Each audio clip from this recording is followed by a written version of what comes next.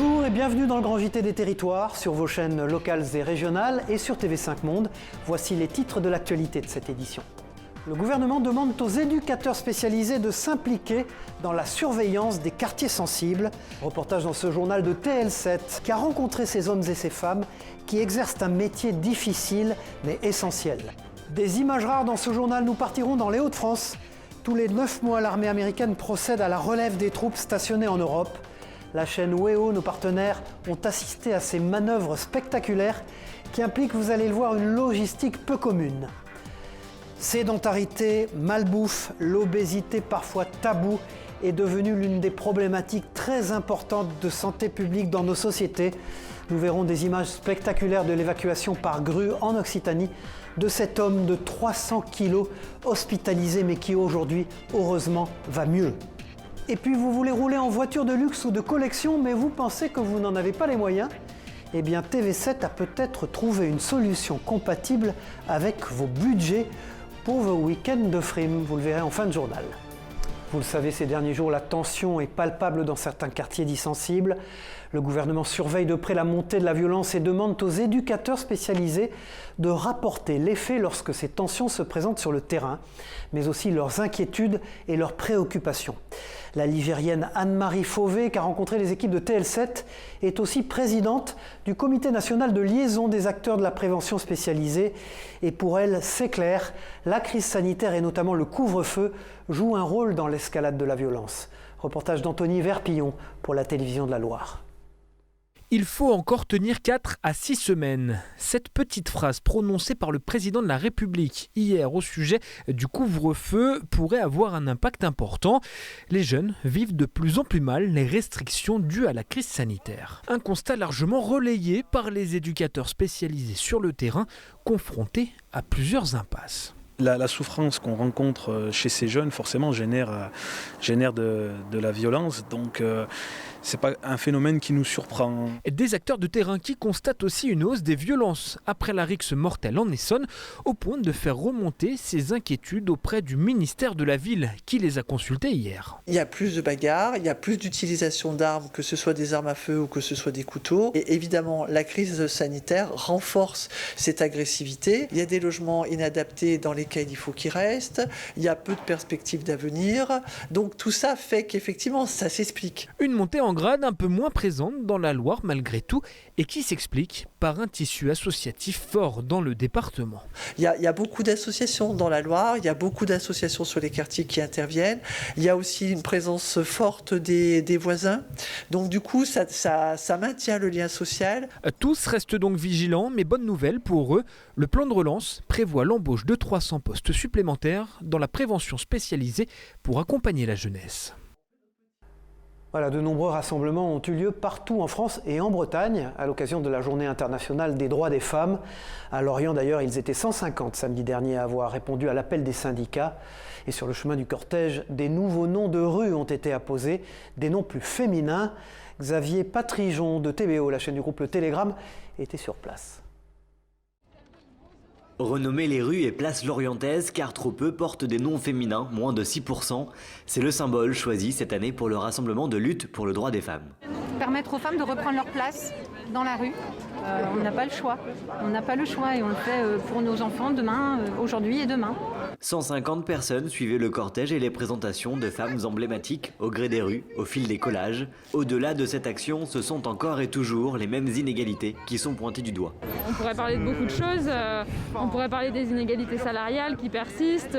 On pourrait parler aussi des inégalités de représentation en fait, dans l'espace public, dans l'histoire, dans les manuels scolaires. Le collectif Nous Toutes se bat d'ailleurs toujours pour le retour d'un lieu d'accueil dédié pour les femmes à Lorient. Le rendez-vous est donné l'année prochaine, le 8 mars, pour constater ou non une évolution de notre société sur l'égalité entre les femmes et les hommes. Et puis à Paris, regardez ces images de la chaîne parisienne Télébocal. C'était une manif pour les droits des femmes qui est partie de Port-Royal jusqu'à République. Écoutez d'ailleurs l'une de ces manifestantes. Pas sûr que quand moi je mourrai, la société sera égalitaire, ça j'y crois pas. La société est faite par les hommes et pour les hommes, donc nous on est là à demander nos droits en attendant qu'on nous les donne. On reste toujours dans une actualité très féminine, décidément cette semaine, et on prend la direction de la Savoie pour aller découvrir une piste olympique de bobsleigh. C'est là que 2 bobeuses, c'est comme cela qu'on les appelle, s'entraînent en cette fin de saison. Les 2 nouvelles pépites de la discipline rêvent de représenter la France dans moins d'1 an aux Jeux Olympiques d'hiver de Pékin. Et il s'agirait là d'une première pour un équipage français en bobsleigh féminin. La chaîne 8 Mont-Blanc, nos partenaires sur place, les ont rencontrés. Regardez. Ce début du mois de mars marque la fin d'une longue saison pour Margot Bock et Carla Sénéchal. Pour Margot, la pilote originaire de la Plagne, et Carla, la pousseuse chambérienne, cette saison 2020-2021 est surtout celle de la confirmation. À respectivement 21 et 24 ans, les 2 bobeuses du Team France ont clairement franchi un palier cette année. Pour preuve, pour leur première participation à des mondiaux seniors de bobsleigh en février dernier, leur 15e place finale ne les a pas totalement satisfaites. Contente parce qu'on a pu prendre de l'expérience, on a pu faire 3 belles descentes. On commence à voir où on peut se placer au niveau des meilleurs. Après, un peu déçu parce que d'une part, il y a une manche qui a été ratée, donc forcément de la déception puisqu'on voulait accrocher un top 10. Pour Margot Bock, sacrée championne du monde des moins de 23 ans au mois de janvier avec Madison Stringer, une autre coéquipière, la progression est même fulgurante. Elles veulent être le premier équipage féminin du bobsleigh français à se qualifier pour les Jeux Olympiques en 2022. Je pense qu'on peut aller très loin parce qu'on est ambitieuse et très motivée. On est prête à tout pour performer, pour réaliser notre rêve. Et pourtant, rien ou pas grand-chose ne prédestinait ces 2 grandes sportives à se rencontrer et encore moins à faire équipe. En juillet 2018, Margot, qui a décidé de quitter la luge pour le bobsleigh, contacte via les réseaux sociaux Carla, qui pratique l'athlétisme, pour lui présenter son projet un peu fou de participer un jour au JO. C'est un véritable coup de foudre professionnel et l'estime entre elles est totalement réciproque. C'est une personne extraordinaire qui est vraiment dévouée et qui fait tout pour réussir. Et vraiment, je suis qu'admirative. Elle est très jeune, elle est déterminée, elle sait ce qu'elle veut. Et pour moi, c'est quelqu'un qui ira loin, autant dans le sport que dans sa vie, puisqu'elle sait où elle va et elle sait ce qu'elle a envie et c'est le plus important. Cette aventure sportive s'est aujourd'hui transformée en une véritable aventure humaine pour Margot Bock et Carla Sénéchal, qui partagent tout 6 mois dans l'année. Et aujourd'hui, plus que jamais, l'addition de ces 2 grands talents fait grandir le sport féminin français. Et puis toujours à propos de cette journée internationale des droits des femmes, regardez ces images de nos partenaires de la Provence. En à peine quelques secondes, ces féministes vont devoir coller leurs phrases sur les murs des rues marseillaises depuis l'année dernière et avec le couvre-feu. Ces colleuses n'ont d'autre choix que d'agir en plein jour aux yeux de tous. Une action militante pour dénoncer les violences sexistes et sexuelles faites aux femmes, ayant pour but de susciter la réaction des passants. Elles sont peut-être obligées de le faire parce qu'on ne les entend pas dans les médias et dans la société normale. Et du coup, je suis contente de voir les personnes qui font ça. En tout cas, moi je l'ai vu, donc si moi je l'ai vu, d'autres l'ont vu. Et si je m'arrête, c'est que d'autres vont s'y arrêter, même par le regard. Et puis nous ouvrons une page sport maintenant dans ce grand JT des territoires avec la fameuse course cycliste Paris-Nice qui est partie dimanche dernier depuis les Yvelines. C'est la commune de Saint-Cyr-l'École qui a lancé l'événement. Puis ce fut au tour de Ouinville-sur-Moncian qui a ensuite accueilli l'épreuve. Cette petite commune du nord des Yvelines de 1100 habitants organise pour la première fois de son histoire le départ de la course au soleil. TV78 était bien sûr dans le peloton. Après Saint-Cyr-l'École, c'est au tour de Ouinville-sur-Moncian d'accueillir l'épreuve ce lundi 8 mars. Cette petite commune du nord des Yvelines de 1100 habitants organise pour la première fois de son histoire le départ de la course au soleil.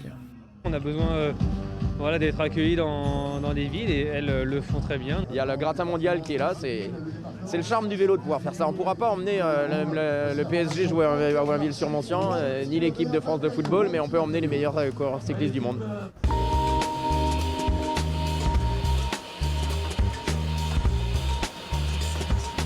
Alors on sait que vous êtes un passionné de cyclisme, ça vous fait quoi de voir ces coureurs du Paris-Nice, ces camions ici dans votre ville ? Je les avais vus déjà dans pas mal de villes, comme je suis pas mal le Tour de France, mais les voir dans ma commune, c'est une fierté personnelle, une fierté collective pour notre commune, pour la mettre en valeur, pour la valoriser, et j'en garderai un grand souvenir en tant qu'élu. Bonjour Michel Picot, l'entreprise française OVH a été victime d'un incendie dans la nuit de mardi à mercredi dernier dans ses data centers de Strasbourg. Aucune victime, mais des dégâts importants qui n'empêchent pas le leader européen du cloud computing de poursuivre son développement spectaculaire. OVH Cloud, c'est une réussite française dont vous nous parlez aujourd'hui. Bonjour Cyril, bonjour à toutes et à tous. Aujourd'hui, vous et moi, entrepreneurs ou pas d'ailleurs, nous avons des documents, des vidéos, des photos, des sites internet et j'en passe, quelque part hébergés dans un serveur informatique dans le monde. Ces immenses serveurs que l'on appelle aussi des data centers sont en quelque sorte les poumons d'Internet qui hébergent et fournissent des accès au réseau mondial.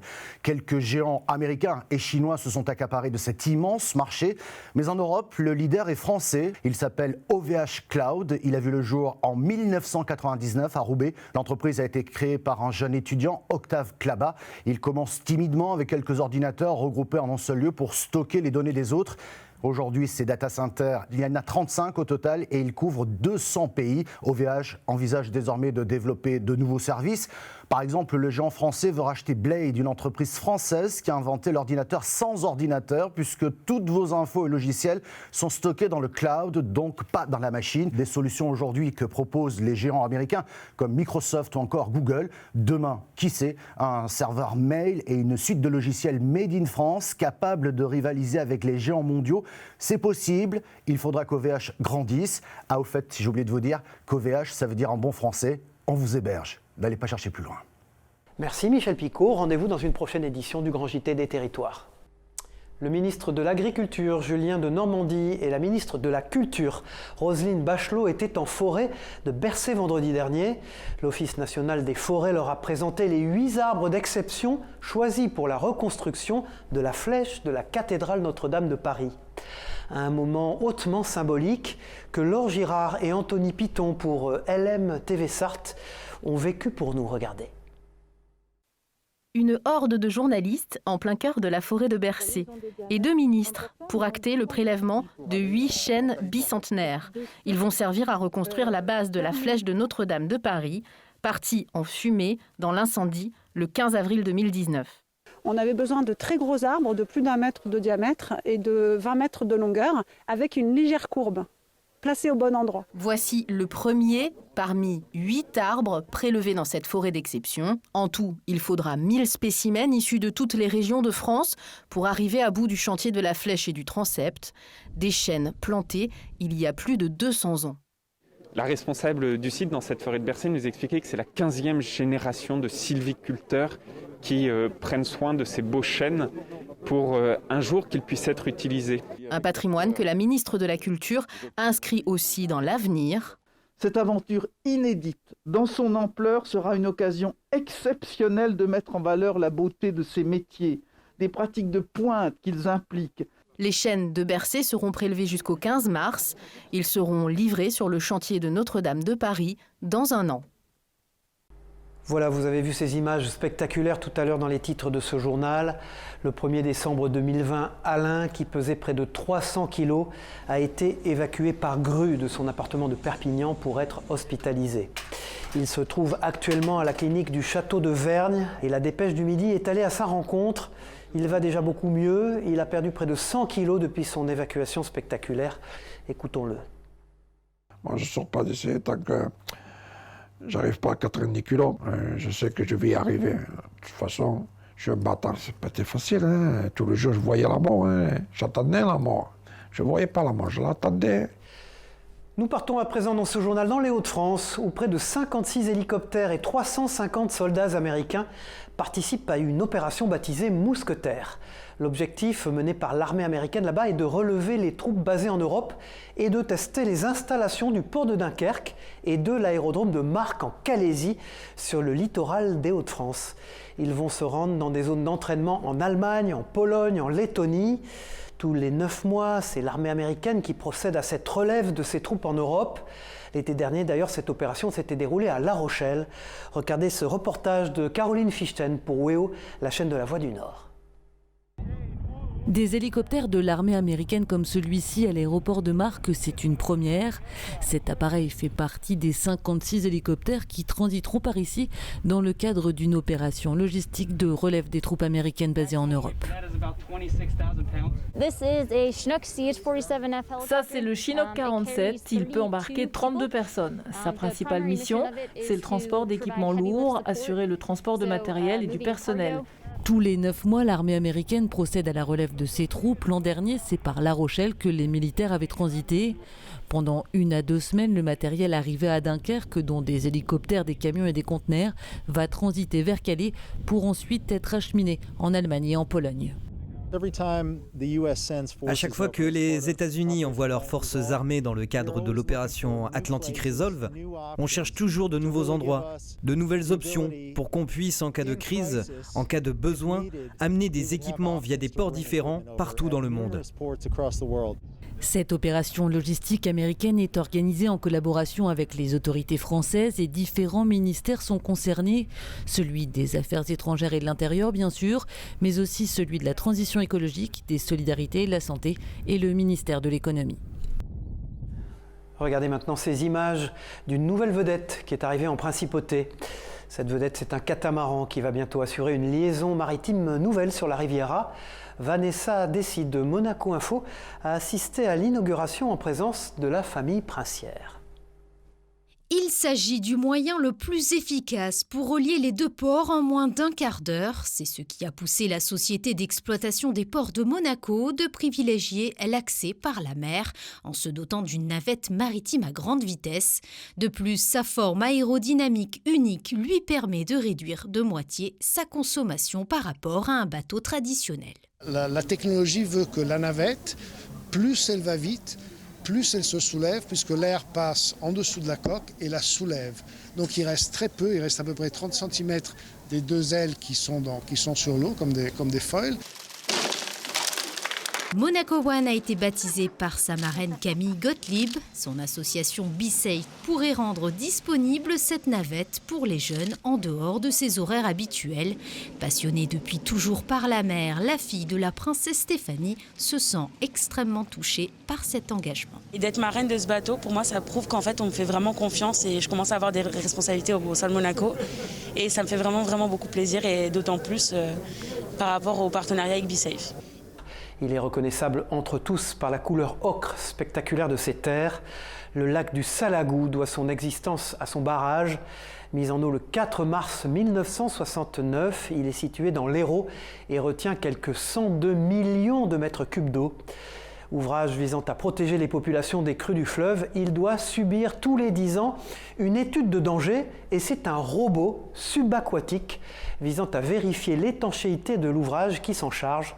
Regardez ce reportage spectaculaire de Via Occitanie sur place. Plongé en eau profonde pour ce robot subaquatique, équipé de caméras optiques, de caméras acoustiques et d'un sonar, sa mission est d'inspecter le barrage du Salagou.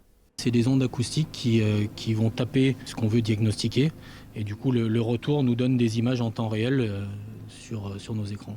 Même avec une visibilité nulle où le plongeur lui ne verrait pas 2 cm, avec ça on a une vision très claire de ce qui se passe devant nous. Là par exemple on a une grille qui est de section rectangulaire d'1 mètre de diamètre qui permet de faire descendre un humain au besoin en période de vidange. Mais de vidange, il n'y a jamais eu. L'équipe de Cousteau, présente pour la première inspection, a laissé place au robot subaquatique avec un avantage certain. Vidager le barrage, ça dure plusieurs mois et surtout le remplir. C'est entre 2 et 4 ans pour remplir un barrage de 100 millions de mètres cubes d'eau. Cette opération de contrôle, appelée étude de danger, est obligatoire et doit être renouvelée tous les 10 ans. Donc on vient ausculter le parement qui est noyé derrière moi, qui est sous à peu près 50 mètres d'eau, pour après derrière, si on avait un défaut, avoir un diagnostic qui permettrait d'avoir peut-être d'engager des travaux en fonction des conclusions qu'on pourrait faire. Chaque année, en moyenne, 200 000 € sont investis par le département de l'Hérault dans le barrage du Salagou et son lac, à la fois atout touristique, outil d'irrigation et de protection des populations. Vous le savez, c'est la boisson la plus consommée au monde. Y aura-t-il un café 100% martiniquais qui pourrait séduire bientôt les connaisseurs ? Le parc naturel régional de la Martinique organisait en tout cas la dégustation de la première récolte de café Arabica typica, c'est son nom. La plantation est lancée depuis 3 ans sur des parcelles expérimentales. Pour relancer la filière de production de café sur l'île, tout est possible. À long terme, l'objectif est d'en faire un café d'excellence. Un reportage sur place de ATV Martinique, nos confrères et partenaires. Pour certains, il est difficile de démarrer la journée sans lui. Le café, rituel du matin, se reconnaît à sa couleur, son odeur et son goût. Celui-ci est un produit purement martiniquais, un café Arabica Typica avec ses spécificités. On va moins torréfier, le café sera plus clair, mais ce n'est pas un café de chololo. Un peu plus de subtilité, mais de l'intensité aromatique. Quand c'est bien extrait, c'est vraiment intéressant à déguster. Cette dégustation est le moment de découvrir le résultat de cette première récolte.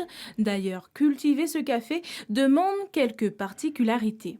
C'est un café qui est assez difficile à cultiver parce qu'on n'utilise pas de produits. On cultive ce café-là à partir de 500 mètres d'altitude pour arriver au but final qu'on veut arriver, l'excellence, un café d'excellence. Pour le parc naturel de Martinique, la filière est prometteuse et avoir un café d'excellence est à portée de grain. Nous voulons développer toute une filière avec de nouveaux métiers autour de ce projet. Toute la Martinique ne pourra pas se lancer vers cette filière d'excellence, puisqu'il y a des critères à respecter. Mais nous pouvons penser un développement de la filière café avec d'autres types de café. Valorisation de la filière café, de la filière cacao. La Martinique serait-elle fertile aux produits d'exception ? Voilà, après les Antilles, on se rend du côté de la Nouvelle-Aquitaine maintenant dans ce JT, dans le centre-ville de Limoges, plus précisément place Fournier. Des archéologues fouillent depuis le mois de février et leurs recherches se révèlent bien fructueuses. Un four, un mur d'enceinte et une centaine de squelettes du XIIIe siècle viennent d'être dévoilés à seulement 40 cm de la surface de la rue. Ce sont des images réalisées sur place par nos partenaires de la chaîne 7 à Limoges. À la fin du XIIe ou au début du XIIIe siècle, se sont installées des tombes et on a tout un vaste cimetière qui se développe ici. Donc on a pour l'instant peut-être une centaine de tombes qu'on a pu mettre au jour. On reste en Nouvelle-Aquitaine pour découvrir ce reportage qui va intéresser les amateurs de belles voitures. Vous allez le voir, elles deviennent accessibles pour tous ou presque. Les voitures de location sont souvent des biens rares et onéreux. Pourtant, il est possible de les louer pour un week-end ou pour une journée sans passer par un garage. Une start-up bordelaise a eu l'idée et propose la location de ces automobiles anciennes en mettant en contact directement le propriétaire avec le locataire, à la manière de la plateforme de logement Airbnb. C'est un reportage de TV7, la chaîne du groupe Sud-Ouest sur place. Retrouver le goût des vacances au volant d'une vieille voiture et profiter de la route, c'est le programme du week-end pour ce jeune couple. On est fraîchement mariés, les frontières sont fermées, il est difficile de partir en voyage de noces, alors l'idée est venue assez spontanément en fait de plutôt rester en France et de découvrir la France différemment. Différemment. Une expérience de conduite réservée sur internet qui leur revient à un peu plus de 300 €. Lancée il y a 1 an et demi, la plateforme propose plus de 600 voitures en location. On part de la populaire 4L 2 chevaux à des voitures que l'on peut catégoriser comme luxe, des Jaguar type E. C'est très sentimental pour un bon nombre d'utilisateurs. Avant de se lancer sur la route, propriétaires et clients se rencontrent pour une prise en main de l'automobile. Un moment de partage qui séduit ce collectionneur. C'est une occasion d'être associé à des événements heureux parce que très souvent, nos voitures sont louées pour des mariages. En même temps, ça me permet de participer aux frais d'entretien. La plateforme touche 20% sur chaque location et aimerait rendre disponibles 3000 voitures de collection d'ici 2022. Le plus grand karaoké de France va bientôt ouvrir ses portes à Cap-Malo. Alors, quelle est la première chanson que vous souhaitez chanter ? C'est un reportage de Justine Barrault pour TVR, nos partenaires en Bretagne. Le plus grand karaoké de France s'apprête à ouvrir à la Mézières sur la zone commerciale de Cap-Malo. Musicam, un multiplex de 1000 m², termine les finitions des 12 salles privatives pour s'essayer à la chanson, ainsi que de l'espace bar et concert situé de l'autre côté de l'établissement. Ce lieu hybride est le fruit du rêve de la famille Kameda, installée dans le pays de Rennes depuis 10 ans. On a réussi, avec mon épouse et nos enfants, à créer un endroit qui est celui dans lequel on aurait aimé aller. Tout est musical. Encore en chantier, on peut déjà se faire une idée du résultat final. Alors vous allez pouvoir venir chanter. Donc ici vous allez avoir un écran dans le haut. De chaque côté, une enceinte. Sur la partie gauche, vous avez un autre iPad qui va vous permettre de commander votre boisson ou votre snacking. Un catalogue de 40 000 chansons est promis par les propriétaires des lieux. Pour 2 heures de karaoké, les prix par personne varient en fonction du jour de la semaine. De 12 € un lundi, par exemple, à 20 € un soir de week-end. Voilà, on se rend en Corse maintenant dans ce grand JT des territoires, entre Calvi et l'Île-Rousse. Cela s'appelle la lithothérapie et cela permet d'améliorer son bien-être physique et émotionnel. Cette créatrice a pour objectif de soigner les maux par les pierres. On écoute cette créatrice, interviewée par Via Télé Paese, nos confrères de la chaîne TNT Corse. On va utiliser en fait la fréquence et l'énergie des minéraux pour pouvoir permettre au corps de s'imprégner et de résonner avec les pierres pour améliorer à la fois son bien-être physique et aussi son bien-être émotionnel. Et le parc naturel marin du Cap Corse et de l'Agriate a lancé un vaste projet d'étude de recensement et de cartographie des grottes marines présentes dans son périmètre. Pour le moment, 27 de ces grottes ont été dissociées en 2 groupes distincts. Les grottes semi-submergées qui présentent une partie aérienne et les grottes submergées obscures ou semi-obscures. C'est sur ce 2e groupe qu'une équipe de scientifiques mandatée par le parc a travaillé cette semaine autour de l'îlot de la Giraglia, ce bout de terre le plus au nord de la Corse. Voilà, merci d'avoir suivi ce grand journal des territoires sur vos chaînes régionales et locales de la TNT et sur TV5 Monde. On se retrouve très vite pour une nouvelle édition. Au revoir à tous et bon courage.